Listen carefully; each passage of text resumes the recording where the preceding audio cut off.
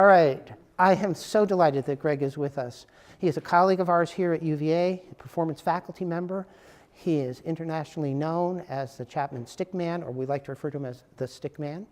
And he has a whole bunch of information to share with you. He's going to tell you about a very remarkable instrument, and perhaps you will be able to take a lesson with him or learn how to play the stick if this intrigues you. So let's give Greg a round of applause for dealing with the traffic and for being here. Thank you, Steve. Thank you. Before I begin, I want to ask a question. How many of you all are thinking that you might end up majoring in any of the arts here at UVA? Visual arts, music, dance, drama, anything like that? Anybody? Even if you just think you might end up doing one of those things. Okay, so we got a few.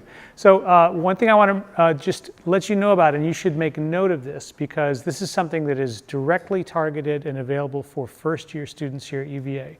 It's called the Arts Scholars Program. Have you heard about this yet? Do you know about this? Okay, so the application for it is in February. It's a great program. It provides all kinds of scholarship and extra learning opportunities for students who are interested in the arts, and it's only available for first-year students.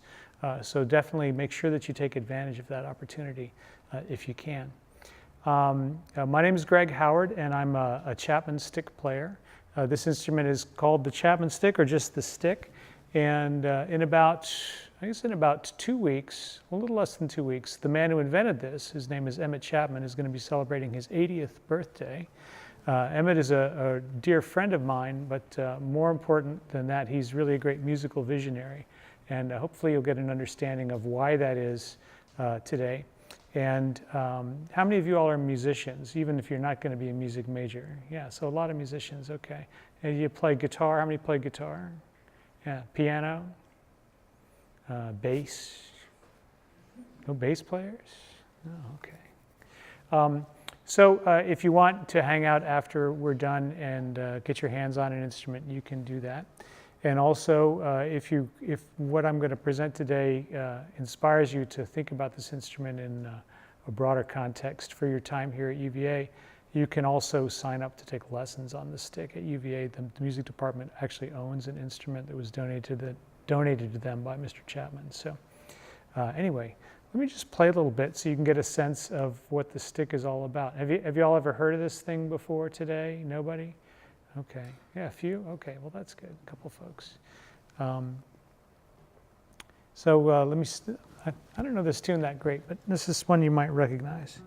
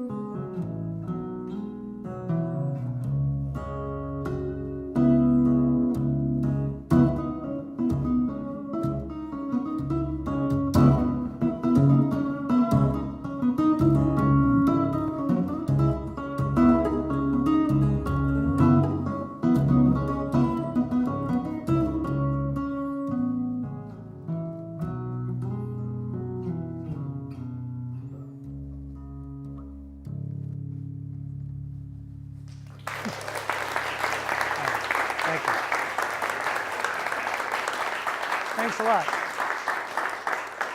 So back in 1969, Emmett Chapman was a jazz guitar player, and he was kind of an oddball jazz guitar player. He liked to mess around with his guitar. He liked to add extra parts to it. He made it longer, and he added strings to it, and at one point even had a gear shift lever on his guitar so that he could do nose dives with one of the strings. And he was a huge jazz fan. And he liked very much the music of McCoy Tyner, who was a jazz pianist, John Coltrane, a famous jazz saxophonist, and a particular guitarist back in that time named John McLaughlin, who had some really interesting outreaches into other kinds of music, Indian music, classical Indian music, and he was bringing that into jazz. But another huge influence on him was Jimi Hendrix. And I'm sure all of you have seen film, if you're into Hendrix, I'm sure you've seen films of Hendrix where he's just like playing the guitar just by, whacking on the neck with his fretting fingers. And so what Chapman did one day, he cranked his amp up and he was playing along, and then he realized that if he brought his right hand up to the guitar, he could also hammer on the strings of his right hand too. And he immediately kind of freaked out and said, oh, well, this is cool, but how could it be better? And he turned his instrument up like this. And in doing so, he was able to line his fingers up on both hands with the frets, instead of having one lined up with the strings and the other one lined up with the frets, which is kind of the way it works on a guitar. And he just went bonkers. He took the body off the guitar, he added more strings, he took the gear shift off because he didn't really need that anymore, and called his instrument the electric stick. And he started playing around the jazz scene in California. There was a guy named Barney Kessel who was a great jazz guitar player, and he did a lot of gigs with him. How many of you all have ever heard of, what's his name? His kid's name? Jeff Buckley. Y'all know who Jeff Buckley is? Okay. Well, Jeff Buckley, who tragically died in an accident, I don't know how many years ago it's been now, but his father was a pretty famous musician in his day named Tim Buckley. And Tim Buckley was mostly a folk rock musician, but at a certain point in his career, Tim Buckley started to get into some really far out stuff, and he put out a record called Star Sailor, and he wanted to find some musicians who could play this music with him. And he met Emmett, and he was like, I want you to play in this band. So he was in Tim Buckley's band for a while, and then Buckley's fans got mad and said, you have to go back to being the guy we love. And so after that, he started touring around New York and around the US, just trying to get people to know what this instrument was about. And all the people he met who were musicians, who were really into what he was doing, came up to him and said, would you please make one of those for me?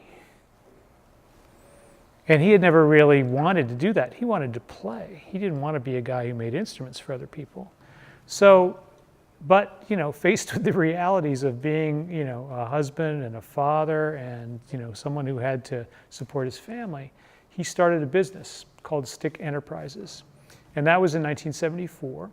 And that's when he started making sticks for other people. Now, this instrument I have here, which I got a couple of years ago, it's number 6,194. He's almost up to 7,000 right now of these instruments that are out there in the world. And I'll tell you a little bit more about that one in a bit. But first I want to play a different kind of musical sample for you. So obviously I played a pop instrumental for you just then. This is a piece that's a medley of a couple of pieces that were written for the lute back in the Renaissance. And the first one of these pieces was written by a French composer named Adrien Lerat, and the second one was written by Vincenzo Galilei. The name Vincenzo Galilei sounds a little familiar. What does it sound like? Galilei. Anybody care to take a guess? Galileo? Yes, Vincenzo Galilei was Galileo's father. So this was a piece that he wrote.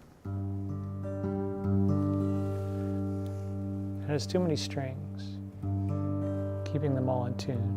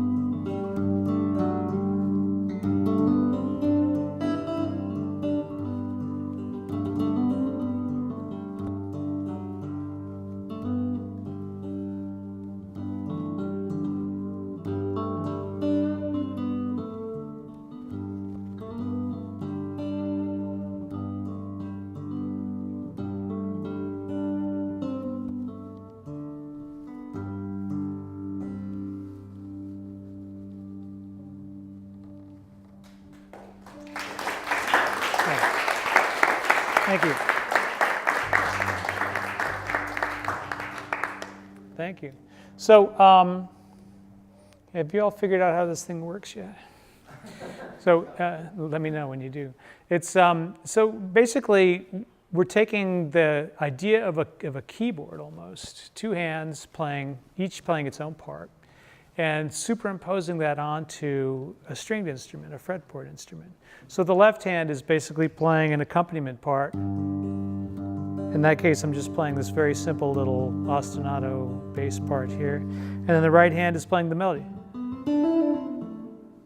But it doesn't have to be that way. The left hand can play bass parts.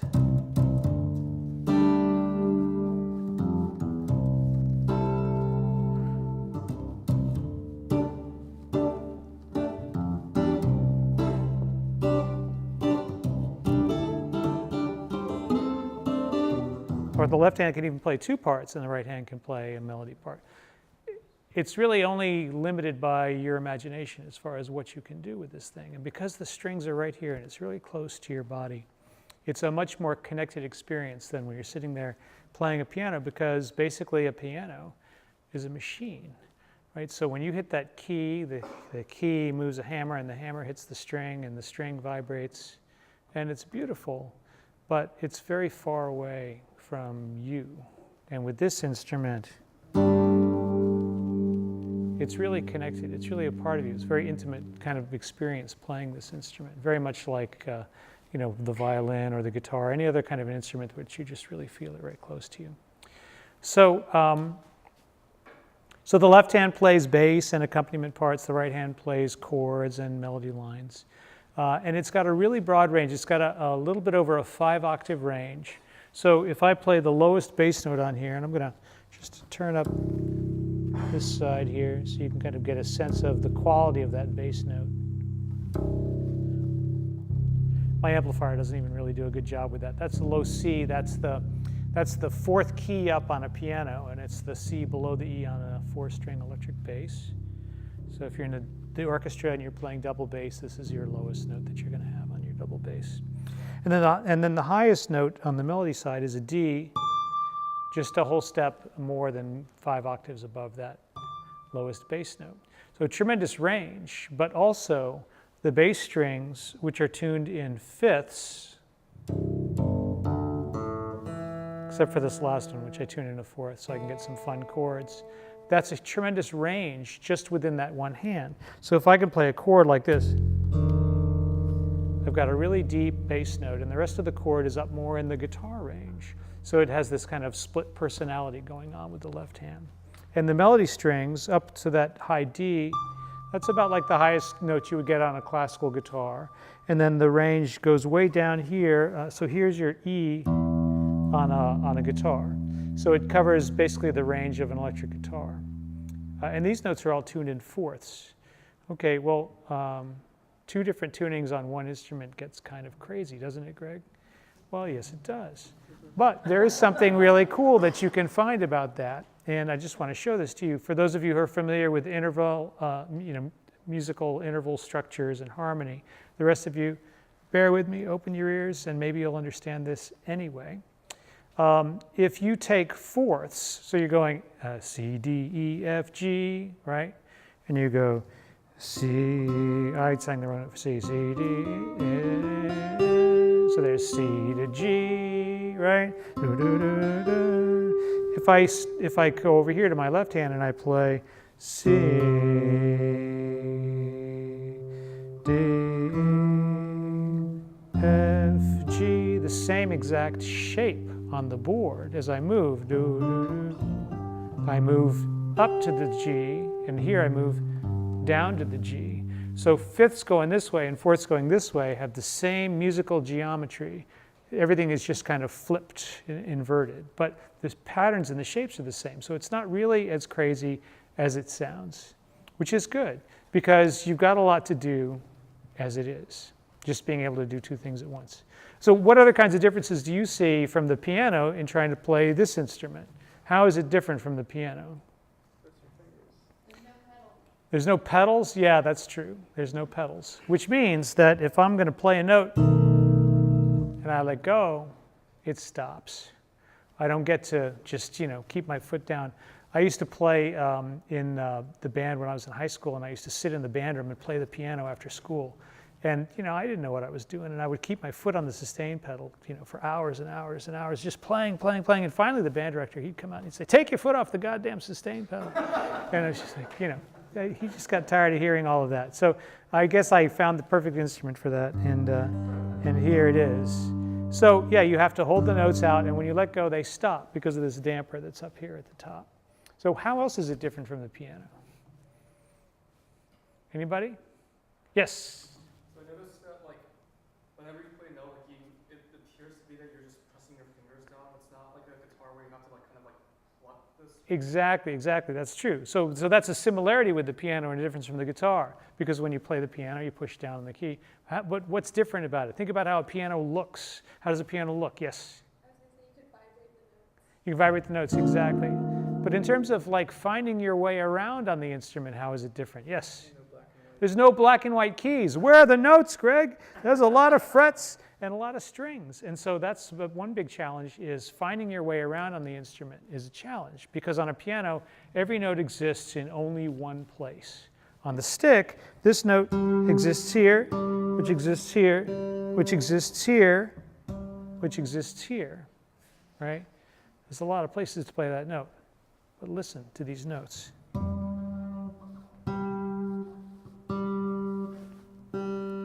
What do you notice about those notes? They all have different tonal qualities to them, different timbral qualities to them.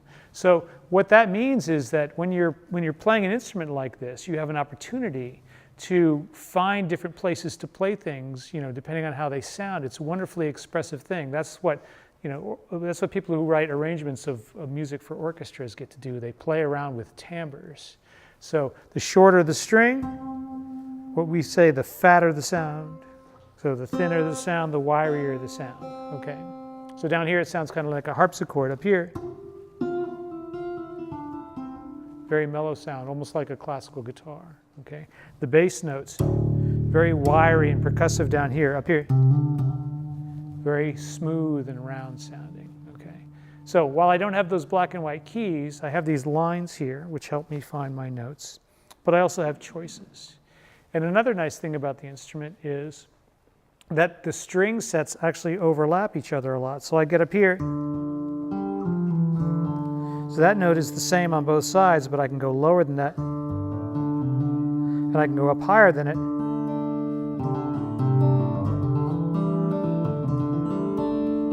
So it's really more like two instruments in a way, because of the way that they cross with each other, which is really nice. Now I've played a pop tune, and I've played a piece of Renaissance music for you.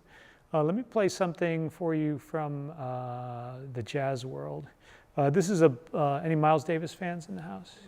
Yeah, so a few, that's good. You should all be Miles Davis fans. What's wrong with you people? I'm just kidding. Maybe you just haven't had a chance to check Miles out yet. So here's a tune of his called All Blues. And this tune, I'm going to play a bass line with my left hand, and I'm going to play chords and melody with my right hand. But then I'm going to get into some jamming a little bit, just kind of stretch it out, okay?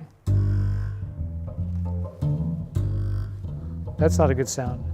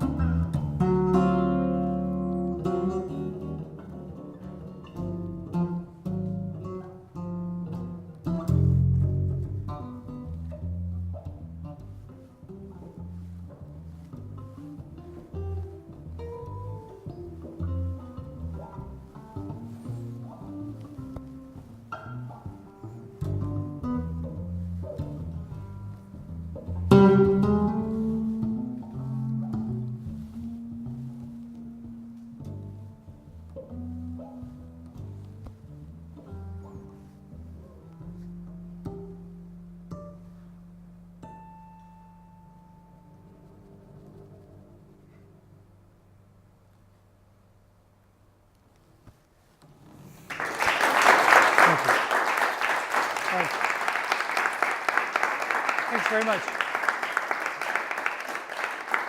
So you can kind of be the bassist and the guitarist, which is great because most of the time the bassist and the guitarist can't usually agree on what's going to happen next. One of them wants to make something happen, the bass player wants to make something else happen. But if it's all in your head, then you can move the music around wherever you like, however you'd like, without having to communicate with that other person. Now, obviously, a really good bass player and a really good guitar player are going to be able to do things that, one person can't do. But this kind of synergistic interaction between your hands and the fact that you're controlling it all, in your own head, is fantastic. It's very liberating. It's so liberating that Emmett had a name for his playing method, what he came up with for the stick. He calls the method free hands. And free hands because his hands no longer have to work together the way that they did when he was playing the guitar, but also because they're really free, like to really move around and be independent actors on the board, which is it's a fantastic feeling to play this instrument. Let me see. So let me tell you just a little bit about how the instrument is made. I think that's kind of an interesting thing. So this is a big piece of wood that's called wenge, spelled W-E-N-G-E, and it's actually 7 pieces of wenge all laminated together. It has to be really, really straight in order for the action to be really low on the fretboard. Otherwise, it's too hard to play the notes. If you have to stretch the strings out to get them to hit the fretboard, you waste a lot of energy that you want to be putting into making the music sound. So the strings they're kind of loose and a little rubbery, and they're very close to the frets. And the instrument is super dynamic, okay? I apologize in advance if this startles anyone, okay? But I'm just going to show you something, okay? So this is how quietly I can play it. And if I want to play it really loud, I can. It's a tremendous dynamic range. Much bigger dynamic range even than a keyboard, a piano has. And that also is a double-edged sword because it means that you got to kind of learn how to control that dynamic range. So while you're playing, your hands have to pick the notes, pick how hard to play the notes, pick where to play the notes, pick in what sequence to play the notes. And each one has to do it on its own. It can be a lot to think about. And that's really the challenge with the stick. Physically, not at all hard to play. Getting the fingers to make those notes ring, super easy. The only callus I have from playing the stick is this one on my thumb from rubbing my hand up and down on the edge of this board for 32 years. So it's not tough on your fingertips, which is nice. Anyway, the frets on the instrument are really cool. Let me, can you go to a different website for a second? Because it'd be better for me to be able to show people the picture on the web rather than try to show them with the instrument. But if you go to stick.com and you go up to where it says About Us, and you get innovation there. Rails, precision tapping frets, that's the one you want to get to. So I don't know how many of you are familiar with what guitar frets look like. Typically on a guitar, the fret is a metal wire that has a little T tab in the bottom of it. And that tab sets into the wood. Now what happens with an instrument like this is you're banging on the strings, banging on the frets all the time. Whack, whack, whack, whack, whack on the frets, and they're made out of relatively soft metal. And what happens is those frets can kind of come up a little bit. So Emmett, after dealing with regular guitar fret technology for many years, realized that if he took stainless steel rods, I'll tell you about this one in a minute, but if he took stainless steel rods and, can you go, yeah, stop on that one. Stainless steel square stock, and you turn it 45 degrees, you can inset it into the wood, and it will never wear out, and it will never come out, because the stainless steel is much harder than the strings themselves. So he got a patent on this. It's one of about, I think, 30 patents he's been issued over the course of his life. And so he calls them rails. And so he makes the instrument, and he slides those rails in here, and they're all really, really nice and low. And he has this rod in the back that you can tighten or loosen to get the action down really low to the board. Pickup down here picks up the vibration of the strings. This belt hook allows you to position it kind of on your body. And when you're playing it, you don't actually have to hold the instrument. It's suspended on you, which is nice. So unlike a guitar or bass where you got to kind of manage that neck, you don't have to hold the instrument, which is great. This instrument, if you can go back one level to the innovation thing,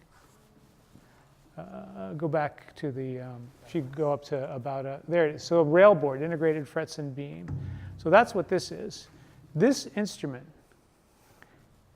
the main structure of this is made out of a single piece of aluminum that's been machined so that the frets are actually part of the structure of the instrument and then covered with a really hard anodized coating. And this is even more durable than the stainless steel frets. So it's going to last a really long time. It's going to hold up through many, many years of tapping on the frets. And that's something that guitar players have to deal with periodically, is getting their guitar refretted. It's kind of a pain. And while you're doing it, if you get a fret that comes up, well, then you have to raise the string up, and that compromises your action. Up here at the top, if you go back to this part of the instrument, if you go down to the lower left-hand corner there, how many of you all have guitars, electric guitars, acoustic guitars? Did you ever try to change the tuning or the string gauge on your guitar? What happens? What do you have to do with the nut? You have to recut the nut, take it out, replace it, whatever. You don't have to do that on the stick. You can change your tuning. You can reset it up. You just take a little wrench and tweak it down. Perfect setup, no problem. So in the process of building these instruments for all kinds of musicians, a lot of them say, well, I really like your instrument, Emmett, but that tuning of yours is kind of nuts, and I'd like to use my own tuning. No problem. He can build it. He can make it for them and set it up just the way they want it to be. So all the parts on the instrument are designed to be adjustable, so that it's really easy to keep it in play. It's one of the easiest instruments you can imagine to try to keep in play,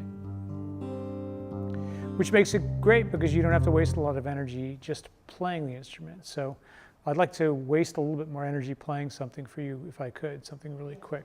One more song? One more song, okay, good. One more song, and then we're going to make sure that we get a way for them to know how to get in touch with you. Oh, okay. Have a chance to talk with you, because we need to take a lesson, right? And you should go. Yeah, it's a fun instrument to play, and this is the only school in the entire world, I think, where you can study the stick for academic credit specifically. So here you are. Take advantage of the opportunity. I'm going to close with a piece that I wrote for a friend of mine who is he's a guitarist who is also a psychiatrist. He's a very conflicted person. He wants to play like far out improvisational music on the guitar. He's from Egypt, and he met and fell in love with a woman from Spain. He didn't speak any Spanish. She didn't speak any English or Arabic, so they communicated with very rudimentary French between the two of them. They fell in love. They have 2 kids now, and they're wonderfully happy. So Ayman is his name, Ayman Fanous. And the reason why I want to play this piece for you is just I want to reflect on something, which is when you're a musician, everything that you hear, everything that you experience musically is in your head. It stays there. It never goes away. You'll never lose it. Even if you can't remember something, it's in there. And I wrote this piece, and I really kind of liked the melody. I thought it was pretty cool, and it wasn't until many years later when I was transcribing some Bach for the stick that I realized I had stolen the melody of this piece from Johann Sebastian Bach. And I was so bummed. I was like, oh, come on. But, if you're going to steal from somebody, Bach's a good person to steal from. So how many of y'all know that the piece, it's called the Bourrée? You know that piece? Well, when you hear me come in with the melody on this piece, you'll recognize that that's where I got it from, even though it doesn't really sound contextually like that. So this is called Blues for Ayman. I play around Charlottesville all the time, so come out if you can. At the end of September, September 30th and October 1st, I have about 15 stick players from all over the Western Hemisphere converging on Charlottesville. We're going to be hanging out at Camp Albemarle, and we're going to be playing at Bashir's on the 30th of September, which is a really great Algerian restaurant on the downtown mall. And then we're also going to be playing October 1st at Seville Coffee. I'll be playing, that show will be with John Dirth and some other local musicians. Will be great. So if you want to come and hear other people from all over the place, there's this one guy coming from Argentina, if he can get his visa worked out, who's one of the most amazing musicians I've ever met, and he lives out in the middle of no place in Argentina. So I really hope that he can be there. So I'll mention those dates again when I'm finished. But so the stick is out there in the world, and stick players get together with each other all the time. It's a lot of fun to share ideas. So maybe one day you'll be one of us. Who knows? So this is called Blues for Iman.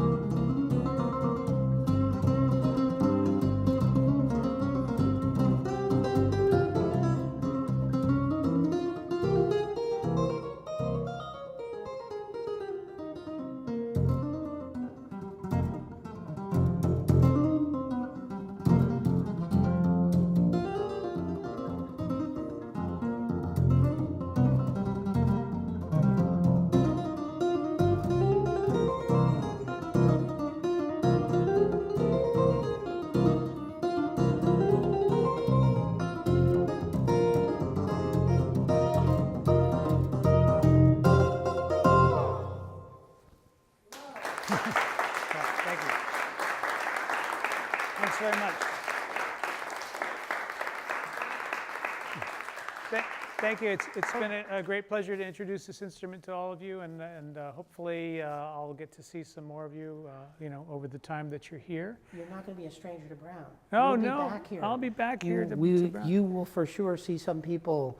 You do instruction every semester, or mainly in the spring? Every semester, and I think it probably is too late to sign up for the fall semester lessons at this point, because I think you have to do so many weeks of them.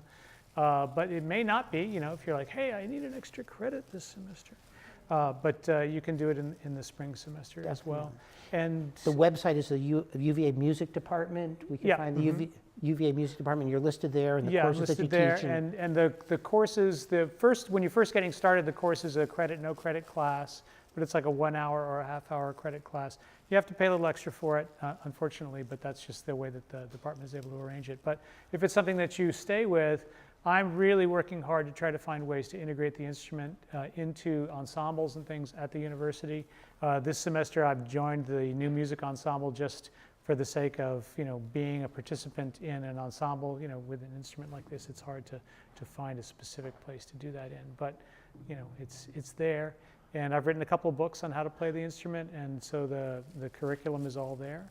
Right. That's So the point I was going to make, there's a lot more to this man than the stick, let me tell you. Go on his website. We didn't have a chance to talk with you this evening about your career path, how you ended up with the stick, the books that you've done, the instruction that you've done, the people that you've played with. There is a richness here that we cannot let go, and we will not let go. On behalf of Brown College, we'd like to present you with a Oh, thank you, official water mug and or drink container. I don't drink water, I drink coffee. I lost on my way over because of all the running back and forth. We do have the official lapel pin. I have to get you one. It'll be Do I have to coming start shortly. wearing lapels in order to use it? Well, it could go on your collar. We'll call it a Okay. collar pin, whatever. Cool. But again, let's give him a round of applause. Thank you very much for everything.